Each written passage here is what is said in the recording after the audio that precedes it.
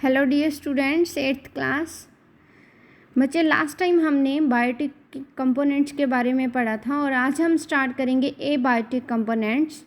Page number 45 chapter 3। बेटा pencil ले लो साथ में और पढ़ना स्टार्ट करते हैं बच्चे। Air, water, sunlight, soil and climatic factors such as temperature changes, humidity, sunlight and wind form the abiotic components of an ecosystem on which living beings depend indirectly or directly। तो बेटा ये होते तो non living components हैं, लेकिन इस पर depend क्या कौन से होते हैं? Living components. ठीक है, क्योंकि बेटा हमें बहुत ज़्यादा ज़रूरत है ज़िंदा रहने के लिए ये फैक्टर्स की। ओके बच्चे, तो एबायोटिक कंपोनेंट्स में फर्स्ट बच्चे डिस्कस करेंगे हम air. Air is a natural resource, nature के द्वारा मिलती है बेटा। दैट इज़ प्रेजेंट एवरीवेयर, जो जितनी भी अर्थ है सभी जगह पर ये क्या है बेटा? प्रेजेंट होती है। We need air to breathe and survive, हमें ज़िंदा रहने के लिए एयर की ज़रूरत है बच्चे। Okay, air is composed of different components such as oxygen, carbon dioxide, argon, dust particles, water vapours. तो बेटा क्या होता है कि एयर है जो उसमें बहुत ज़्यादा गैसेस प्रेजेंट होती हैं, जैसे कि हमने डिस्कस किया oxygen, CO2, argon, dust particles and water vapours. Air forms an envelope surrounding the surface of the earth. Earth के जो आसपास बेटा आप देखते हो जितनी भी सराउंडिंग्स हैं उसको हम बोलेंगे atmosphere. Atmosphere is divided into different zones such as troposphere, stratosphere, mesosphere and thermosphere। ये बेटा एटमॉस्फेयर के ऊपर भी ये देखो बेटा लेयर्स हैं, डायग्राम में अलग अलग लेयर्स प्रेजेंट हैं। The atmosphere acts as a blanket और protective layer that observes the harmful UV radiations from the sun. ये क्या करता है बेटा? एटमॉस्फेयर एज अ ब्लैंकेट की तरह काम करता है, ठीक है, प्रोटेक्टिव लेयर की तरह काम करता है, मतलब जो हमें बचा के रखता है। ऐसी लेयर है जो क्या करती है बेटा? जो हार्मफुल रेडिएशंस आती हैं सूर्य से उससे हमें बचा के रखता है। It is because of the atmosphere that we receive adequate amount of sunlight that is needed for our existence. क्योंकि हमें सूर्य की इतनी ज़्यादा रोशनी नहीं चाहिए, हमें बहुत ही कम रोशनी चाहिए, इसीलिए वो एटमॉस्फेयर क्या करता है? ज़्यादा UV रेडिएशंस को अपने में स्टोर कर लेता है और हमारे को जितनी अमाउंट हमें सनलाइट की चाहिए उतनी क्या है? भेज देता है। Oxygen present in the air is utilised by humans to breathe and survive. तो क्या होता है बेटा? ह्यूमंस को ये सर्वाइव करने में, सांस लेने में हेल्प करती है oxygen. Plants use CO2 from air to make their food during photosynthesis. Plants क्या करते हैं बेटा? कार्बन डाइऑक्साइड को यूज़ करते हैं एयर से और अपना खाना बनाते हैं। ऐसे एयर हमारे लिए बहुत ज़्यादा ज़रूरी है। Next is water. Water is an essential component in the lifes of all living beings. About 70 to 90% of the human body is made up of water.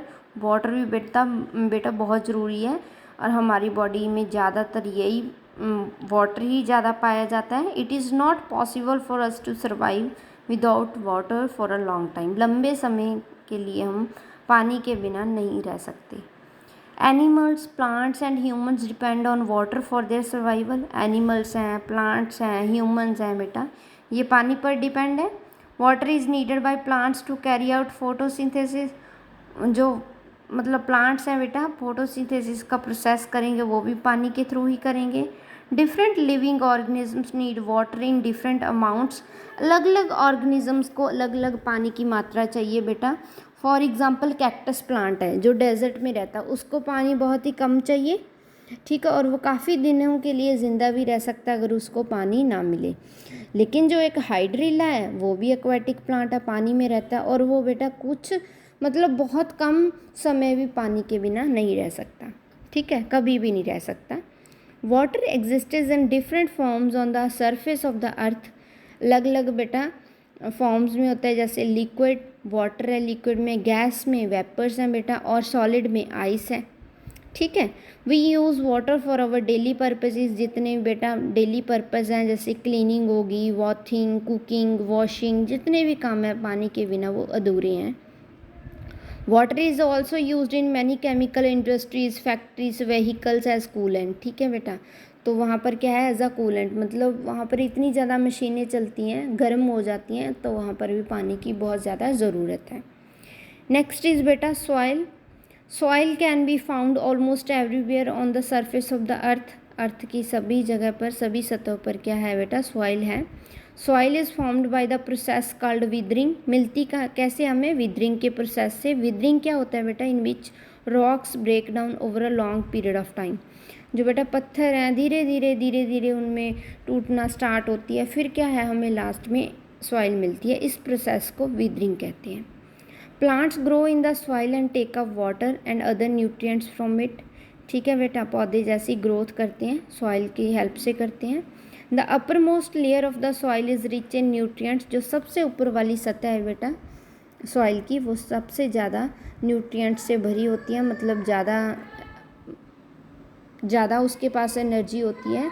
ठीक है, ज़्यादा उसके पास क्या है बेटा, न्यूट्रिएंट्स होते हैं, विटामिन्स होते हैं, ताकि ग्रोथ हो सके प्रॉपर प्लांट्स की। Humans that are very important for the growth of the plants, क्योंकि हमने खाना लेना है इनसे, तो ये बहुत ही ज़्यादा इंपॉर्टेंट रोल प्ले करती है। The roots of the plant hold the soil and get anchor to the ground firmly. ठीक है बेटा, तो जो क्या है, प्लांट्स की रूट्स हैं उनको बड़ा ही जकड़ के रखती है, ताकि उनकी अच्छे से ग्रोथ हो सके। The micro organisms present in the soil helps in nitrogen fixation with the help of in the growth of the plants. तो बेटा नाइट्रोजन देती हैं पौधों को, ताकि अच्छे से ग्रोथ हो पाए। Soil serve as a home for a lot of micro organism. ये हमें डेली लाइफ में माइक्रो ऑर्गेनिज्म प्रोवाइड करते हैं, जैसे फंगी हो गया, बैक्टीरिया हो गया। Some animals such as rats and earthworms also live in the soil. क्योंकि बेटा अगर हम देखें तो रैट्स है, अर्थवॉर्म्स है, बैक्टीरिया है, फंगी है, कुछ पॉइंट्स के लिए ये ज़रूरी भी हैं हमारी लाइफ के लिए। ठीक है, तो इसीलिए ये बहुत ही ज़्यादा ज़रूरी है हमारी डेली लाइफ के लिए, तो ये हमें सॉइल की हेल्प से मिलती हैं। नेक्स्ट बेटा सनलाइट। सनलाइट भी बहुत ज़रूरी है हमारी सर्वाइवल के लिए, लिविंग बींग्स के लिए, ह्यूमन बींग्स के लिए बेटा। Sun is the natural and ultimate source of light. ठीक है, सन ने हमें क्या देनी है, लाइट देनी है। Plants make their food during photosynthesis in the presence of sunlight. सूर्य की एनर्जी की हेल्प से ही बेटा फोटोसिंथेसिस का प्रोसेस होता है। Sunlight causes evaporation and helps in water cycle. इसी की वजह से वाटर साइकिल मेंटेन रहता है। इवेपोरेशन होती है जो मतलब बारिश होती है बेटा।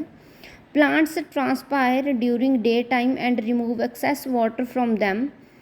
Therefore sunlight effects the rate of transpiration. जो हमने बेटा लास्ट चैप्टर में ट्रांसपीरेशन के बारे में डिस्कस किया था, उस चीज़ को भी मेंटेन करके रखती है ये। It also acts as natural disinfectant and kills the microorganisms and insects. This is why we often put our winter clothes, quilts and mattress under sunlight before using them. बेटा जो हार्मफुल बैक्टीरिया हैं, micro organism, उनको ये damage करता है, इसीलिए जो हम मैट्रेस वगैरह है, हमारी जो बेडशीट्स वगैरह हैं, गद्दे हैं, वो हम धूप में सुखाते हैं। ठीक है, living organism such as bacteria and worms stay underground as they can not survive in the sunlight. कुछ बैक्टीरिया ऐसे भी होते हैं जो सनलाइट में वो मर जाते हैं, इसीलिए वो मिट्टी में रहते हैं, अंडरग्राउंड में रहते हैं।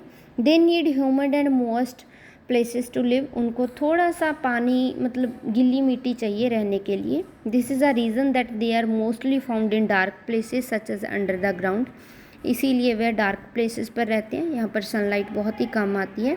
Deep inside the soil and surfaces of wooden logs. ठीक है बेटा, जो वुडन लॉग्स होते हैं, जो ट्रीज़ होते हैं बेटा, ट्रीज़ के अंदर क्या है वो रहते हैं, क्योंकि वहाँ पर थोड़ी थोड़ी पानी की मात्रा होती है। ओके स्टूडेंट्स, तो नेक्स्ट बेटा जो हम फैक्टर्स हैं वो नेक्स्ट क्लास में डिस्कस करेंगे। यहाँ तक सभी ने अच्छे से पढ़ना है, और जो क्वेश्चन आपके माइंड में आते हैं वो आप बेटा फ्रैंकली पूछ सकते हो। ओके स्टूडेंट्स, ओके बच्चे, थैंक यू सो मच।